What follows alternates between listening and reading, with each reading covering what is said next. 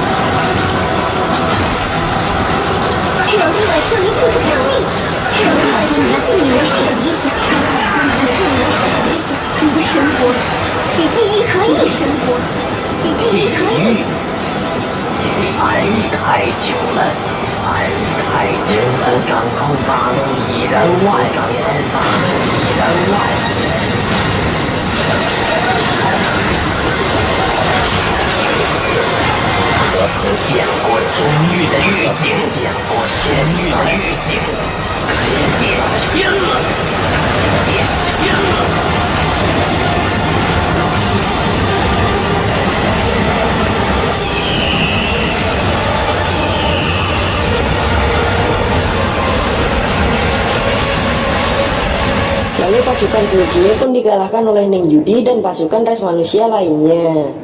Akibat pertempuran tersebut, Ning Yudi tertidur karena jiwanya yang terluka, dan sepotong jiwanya jatuh di domain timur yang tidak bisa ditemukan dimanapun. Tepatnya pada tanggal 423 dari kalender Vantian di domain timur, tepatnya pada klan Luo terjebak dalam perselisihan. Luo Bengkuan, tepatnya tuan kedua dari klan Luo yang serakah bekerja sama dengan orang luar untuk membunuh Luo Qiao yang merupakan ketua klan Luo agar bisa menggeser posisinya sebagai ketua. Luo Bengkuan pun berhasil membunuh Luo Qiao yang dituduh sebagai pengkhianat klan, dan Bengkuan pun berhasil untuk mendapatkan kedudukannya sebagai ketua klan. Dan para murid dan pengikut Luo Qiao diturunkan menjadi budak keluarga rendahan, termasuk anak Luo Qiao yang bernama Luo Zheng.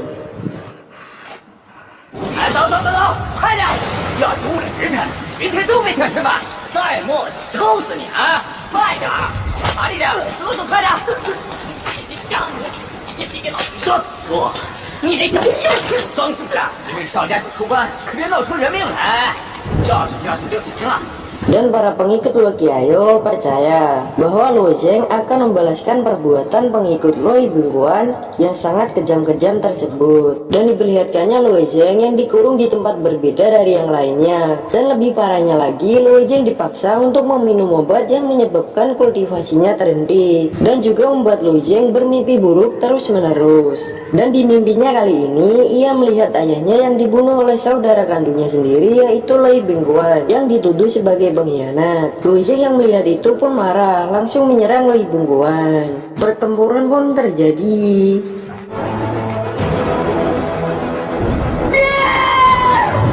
冰泉，我要你的命！我在亮丽。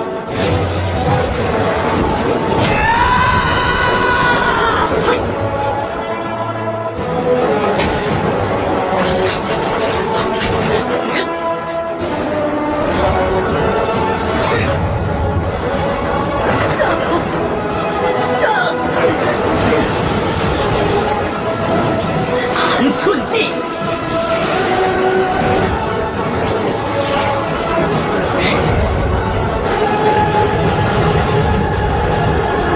重山万敌印，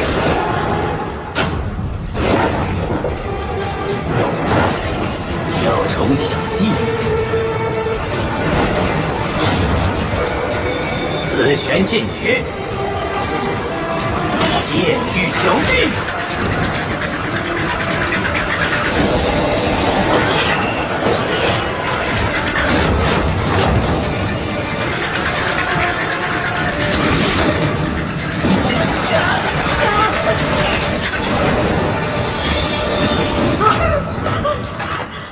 Lalu Luo Zheng pun terbangun dan menyadari bahwa itu semua hanya mimpinya. Namun setelah itu datang Fang Chong, yaitu pengikut Loi Bingguan, yang membangunkan Luo Zheng dengan kasar. Luo Zheng pun terbangun dan menyerang Fang Chong yang selalu menindas orang lain dan tidak pernah peduli dengan kehidupan orang-orang di penjara. 我让你帅！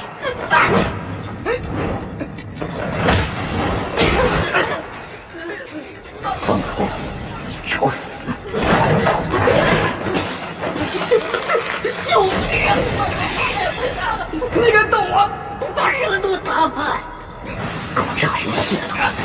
今日罗佩然少年出怪，我可先去磨练其他人的死活，你死在这里不会有人在意。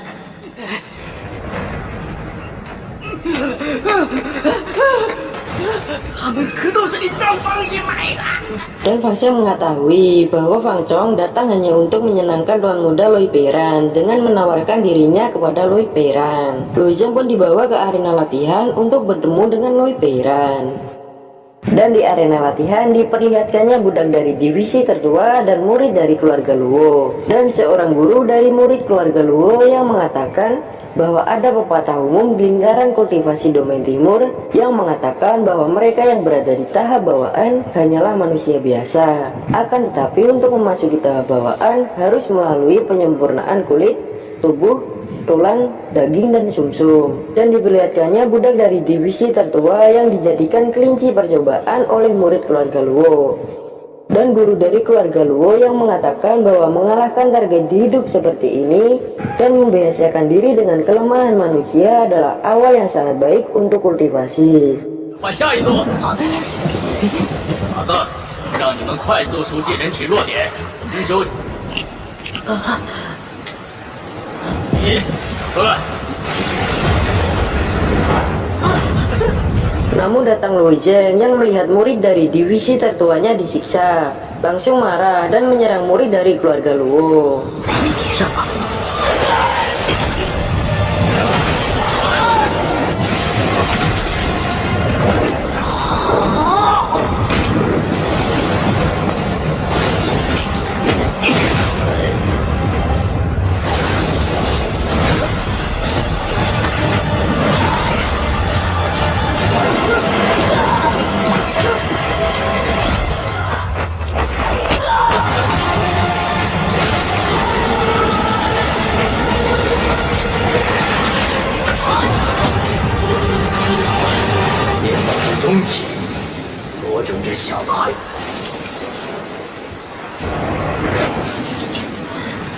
Dan setelah itu datang Tuan Muda Loi Peran yang langsung menyerang Loi Zeng. 来，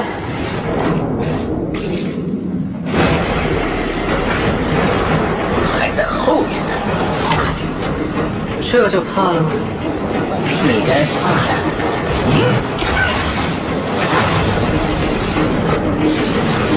你的姐姐，别忘记你做的。 Loi Peran yang berada di ranah penyempurnaan tulang pun dengan mudah mengalahkan Loi Zeng. Dan Loi Zeng pun terkejut dengan Loi Peran yang sudah berada di ranah penyempurnaan tulang. Lalu Loi Peran yang mengatakan bahwa dirinya telah mengambil 2 pil suci penciptaan langit dan bumi yang pernah ditinggalkan leluhur klan Luo. Dan kegunaan pil tersebut adalah meningkatkan ranah seseorang dengan cepat.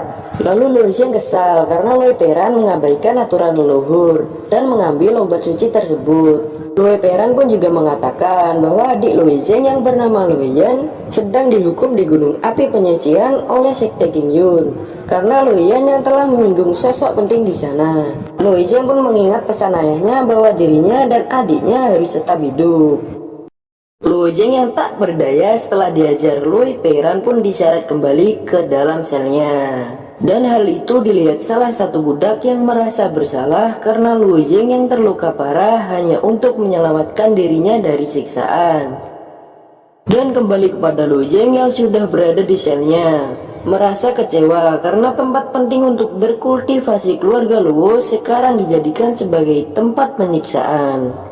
Loi Zeng pun masih kesal dengan Loi Peran yang telah membunuh patriarknya sendiri demi mengambil obat suci peninggalan leluhur. Dan Loi Zeng yang merasa bahwa klan Luo-nya akan hancur di tangan Loi Bengkuan. Namun setelah itu ia dibuat kesal lagi dengan sebuah buku yang bernama Hukum Jalan Surgawi. Dan Loi Zeng yang tidak pernah setuju dengan kalimat yang berbunyi membalas dendam dengan kebajikan yang berada di buku tersebut. 是为不争，无争无运，是为无其中而善胜。君子患难，以德报怨。君子不器，是为君子远志，气欲无量。3000不纳，君子远志，气欲无量。3000不纳，终而善胜。君子患难，以德报怨。是为不争，无争无运，是为无器。够了。 Loi Zeng yang terbawa marah pun membakar buku Hukum Jalan Surgawi tersebut. Namun setelah itu buku tersebut menjadi tulisan dan menempel ke tubuh Loi Zeng. Loi Zeng yang kepanasan pun jatuh ke dalam air dan tidak sadarkan diri.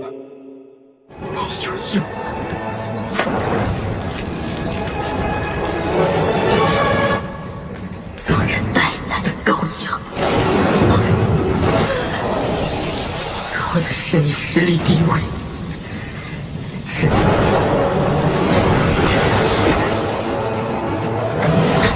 这什么东西？好烫，可恶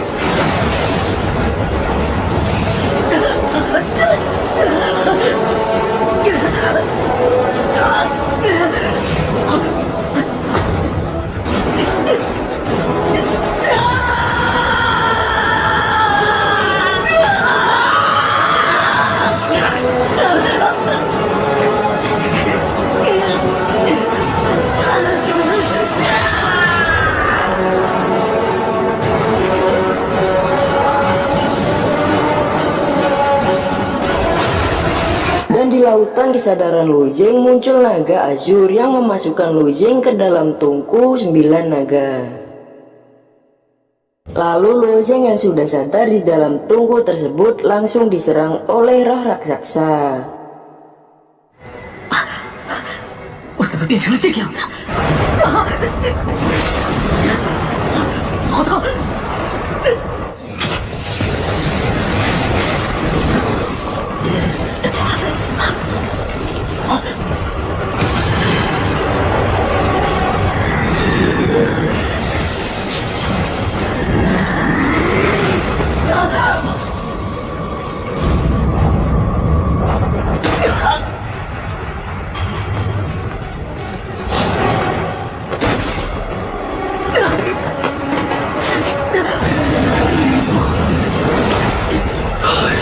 Dan naga Azur yang menjelaskan kepada Lu Zheng tentang tubuh harta roh primordial yang abadi dan tidak dapat binasa.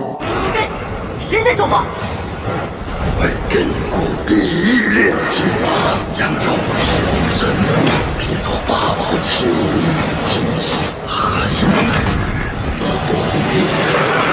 修之大成，可为鸿蒙龙宝之尊。继而将真万马化肉身，提振攻击。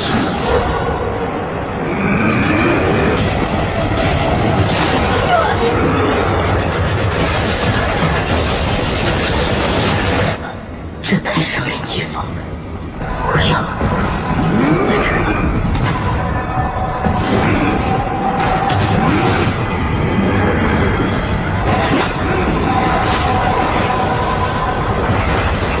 Namun Lu Zheng yang merasa tidak sebanding dengan raksasa itu pun mengira dirinya akan meninggoy. Lalu Lu Zheng yang sudah tersadar dan berada di alam baka atau alam bapaknya diberi nasihat oleh bapaknya yang berbunyi hiduplah dengan baik dan selama Lu Zheng hidup pasti akan selalu ada harapan.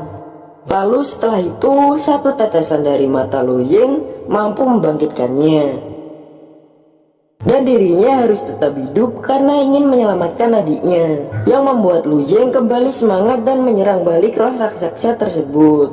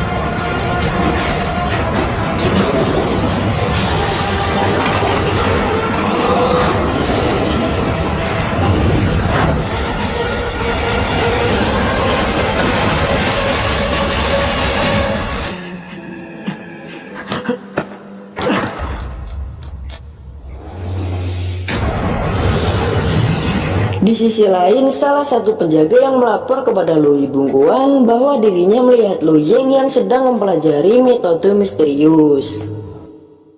Dan setelah itu kita dibawa ke sebuah gua yang merupakan sarang dari iblis yang dulunya juga manusia. Iblis tersebut bernama Qilang, yang sedang menyempurnakan senjata miliknya dengan cara menarik roh manusia ke dalam tungku. Dan ternyata tumbal tersebut adalah budak dari klan Luo yang dianggap Qilang terlalu lemah, dan ia membutuhkan tubuh yang sempurna untuk pedangnya tersebut. Namun Qilang mencium orang spesial untuk ditumbalkan ke senjatanya, dan bau tersebut berasal dari klan Luo. 不行不行，太差了！落下的方向中有特殊之人的气息。 Dan kita dibawa ke sekte klan Luo yang diperlihatkannya Lui Bengkoang dan tuan muda ketiga dari klan Luo yang bernama Cheng Yun. Lalu diperlihatkannya Luo Bengkoang, Bingkuan yang memberikan sebuah obat ilahi penciptaan langit dan bumi kepada Cheng Yun. Dan Lui Bengkuan pun menyuruh Cheng Yun untuk membunuh Lu Zheng.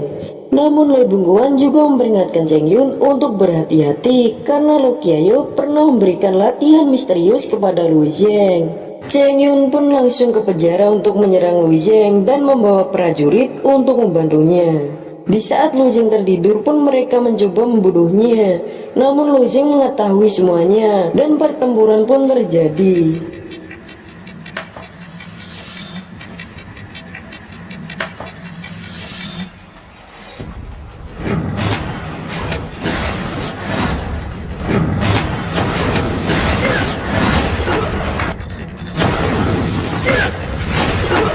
Luo Zheng yang sudah berada di puncak ranah penyempurnaan tulang pun dengan mudah mengalahkan prajurit tersebut.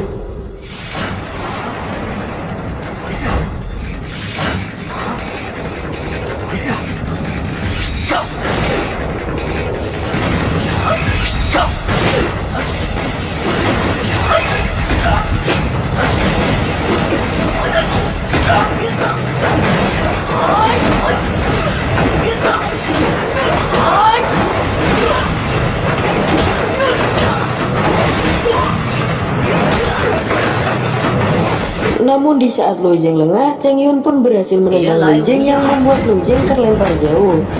别来无恙，2年没见，你可病？2年没见，你可病？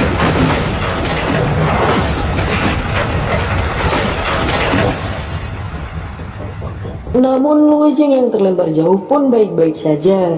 Dan setelah itu Luo Zheng juga mengetahui bahwa Cheng Yun juga meminum pil penciptaan langit dan bumi, yang membuat Cheng Yun cepat menuju puncak ranah penyempurnaan tulang. Dan Cheng Yun pun meminta kepada Luo Zheng untuk memberitahukan latihan yang Luo Zheng lakukan. Namun Luo Zheng menolak hal itu, yang membuat Cheng Yun kembali menyerang Luo Zheng. 你这般武艺，堂兄，你这般狠劲，对你空间流影，狠劲，对你空间流影。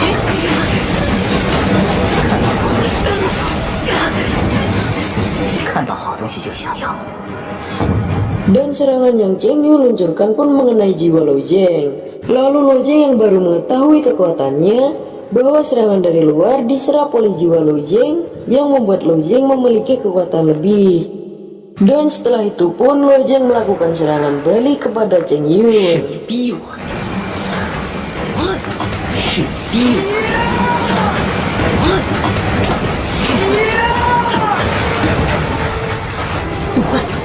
该我了，该我了。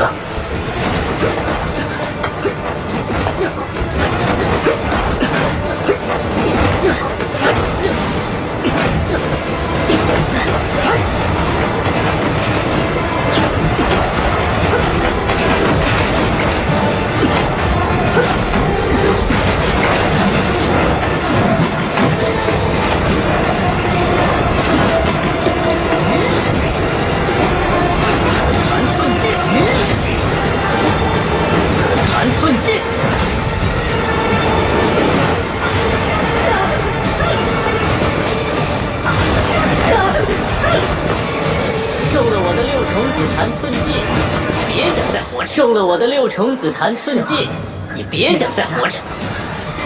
是吗？那你呢？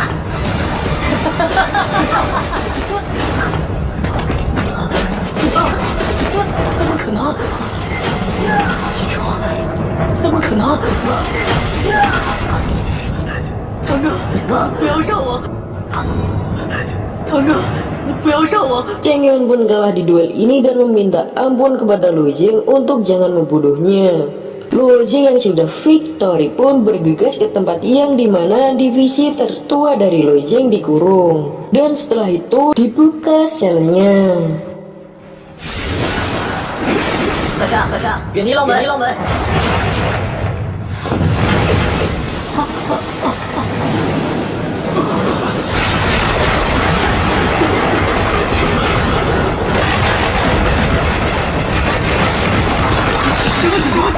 Dan hal itu pun diketahui oleh prajurit. Lalu Luo Zheng pun menyuruh semua orang yang dibebaskan untuk kabur melalui terowongan rahasia yang mengarah ke sebelah timur penjara. Dan sedangkan Luo Zheng masih ingin baku hantam.